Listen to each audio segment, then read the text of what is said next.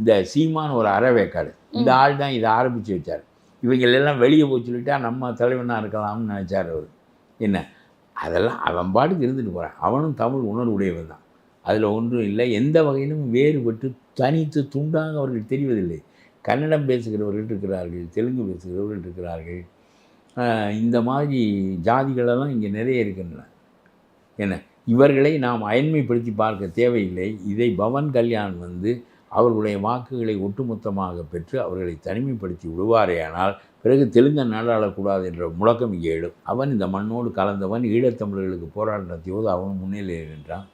தமிழுக்காக நடக்கின்ற எந்த போராட்டத்தில் இந்தி தமிழை அழிக்கும் என்று சொன்னால் அவன் முன்னால் வருகிறான். தமிழ் அழிந்தால் என்ன என்று அவன் கேட்பதில்லை. பவன் கல்யாணுக்கு அது புரியாது. இந்தி தெலுங்கை அழிக்கும் என்பது புரியாது. இந்தி எல்லாவற்றையும் அழித்து எல்லா மக்களையும் ரெண்டாந்திர குடிமக்களாக ஆக்கிவிடும் என்பது பவன் கல்யாணுக்கு புரியாது. ஆனால் இங்கே உள்ள தெலுங்கு பேசுகிற மக்களுக்கு புரியும். இந்தி என்பது நம்மை ரெண்டாந்திர குடிமக்களாக. அவன் தமிழ் இனத்தோடு ஒட்டிய சிந்தனை, தமிழ் மொழியோடு ஒட்டிய சிந்தனையின்படி தான் அவன் அரசியல் அமைந்திருக்கிறது. அவன் தமிழில்தான் படிக்கிறான், தமிழில்தான் சிந்திக்கிறான், தமிழில்தான் கனவு காண்கிறான். அவனை எதுக்கு நீ போய் வேற்று மொழியாளு தெலுங்கன் என்று சொல்கிறாய்?